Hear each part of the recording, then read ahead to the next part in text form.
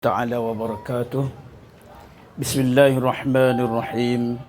الحمد لله رب العالمين والصلاة والسلام على أشرف الأنبياء والمرسلين سيدنا ومولانا نبينا محمد وعلى آله وصحبه أجمعين. سبحانك لا علم لنا إلا ما علمتنا إنك أنت العليم الحكيم ولا حول ولا قوة إلا بالله العلي العظيم ولا حول ولا قوة إلا بالله العلي العظيم ولا حول ولا قوة إلا بالله العلي العظيم. أما بعد. Alhamdulillah, syukur kepada Allah Subhanahu wa taala kepada semua ibu-ibu dan ayah-ayah dirahmati Allah dan juga semua sekali. Yang terutama samalah kita syukur kepada Allah Subhanahu wa taala dengan limpah kurnia Allah Subhanahu wa taala yang telah memberi pada kita suatu peluang dapat meraihkan satu majlis, yakni majlis anak-anak yatim. Jadi ini adalah satu sunnah Rasulullah sallallahu alaihi wasallam. Man ahya sunnati, kata Rasulullah sallallahu alaihi wasallam, man ahya sunnati faqad ahabbani wa man ahabbani kana ma'i fil jannah.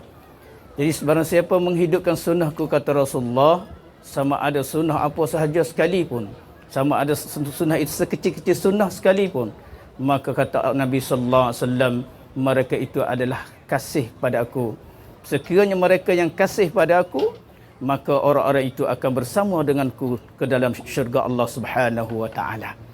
Nah, oleh itu hadirin dan hadirat rahmati Allah, sama-samalah kita membangunkan agama yang telah diberikan oleh Allah Subhanahu wa taala kepada kita dengan melalui apa yang dibawa oleh baginda Muhammad sallallahu alaihi wasallam. Sekiranya dalam kehidupan kita ini tidak ada sunnah Rasulullah, maka tidak ada maknalah kita sebagai umat manusia yang telah dijadikan oleh Allah Subhanahu wa taala sebagai khalifah di atas permukaan bumi ini. Yang ada kelebihan di sisi Allah adalah orang yang memiliki iman dan Islam dan juga ihsan itu. Oleh itu segala apa yang kita buat, yang kita laku, yang kita laksana setiap harian yang kita bergerak, semua itu adalah yang diberi oleh Allah Subhanahu wa taala. Jadi la tataharraku zarratan illa biiznillah. Tidak boleh bergerak sesuatu. Tidak boleh bergerak sesuatu melainkan digerak atau diizin oleh Allah Subhanahu wa taala. Oleh itu banyakkanlah kita berselawat kepada Rasulullah sallallahu alaihi wasallam. Banyakkanlah kita berselawat kepada Rasulullah sallallahu alaihi wasallam, kerana dengan berselawat itu dapat kita menyempurnakan kehidupan kita. Dengan selawat itu dapat menjauhkan daripada bala-bala Allah. Dengan selawat itu juga dapat melaksanakan satu perkara yang diberi oleh Allah Subhanahu wa taala di atas permukaan bumi ini. Dengan selawat itu juga dapat kita jauh daripada neraka Allah Subhanahu wa taala. Kerana setiap manusia yang apabila dia kembali kepada Allah, tidak ada benda yang dapat menyelamatkan dirinya daripada neraka Allah, hanya dua perkara. Yang pertama adalah rahim Allah. Yani kasihan belah Allah Subhanahu wa taala terhadap hamba-Nya. Jangan harap dengan amalan yang kita buat. Dengan amalan yang kita buat itu bukan banyak pun. Dengan amalan yang kita buat itu bukan satu perkara yang bawa kita ke syurga Allah, tetapi itu adalah untuk mendatangkan rahim Allah, kasihan belah Allah Ta'ala terhadap hamba-Nya. Dengan kesungguhan yang kita buat, maka Allah Ta'ala kasihan belah kepada kita. Dengan itu Allah Ta'ala bagi kita syurga Allah Subhanahu wa Ta'ala. Yang kedua adalah masuk syurga itu diasbabkan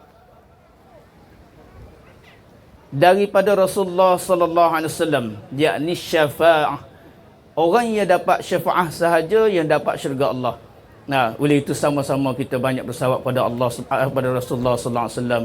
Allahumma salli ala sayyidina Muhammad wa ala ali Muhammad kama sallaita ala Ibrahim wa ala ali Ibrahim wa barik ala Muhammad wa ala ali Muhammad kama barakta ala Ibrahim wa ala ali Ibrahim fil alamin innaka Hamidum Majid.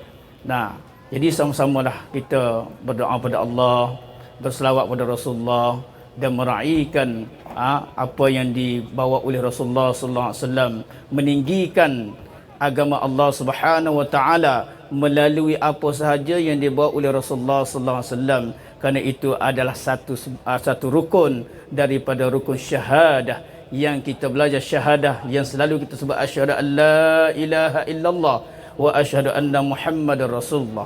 Di antara rukun syahadah ada 4 perkara. Salah satu daripada 4 itu adalah membesarkan Rasulullah sallallahu alaihi wasallam. Jadi apa sahaja yang kita buat, jangan kita lupa bersalawat kepada Rasulullah.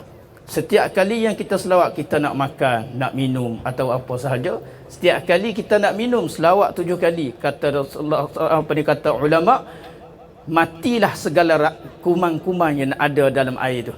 Nah, apabila kita selawat 7 kali semasa nak minum, maka matilah segala kuman-kuman yang ada dalam air itu. Sama juga masa kita masak.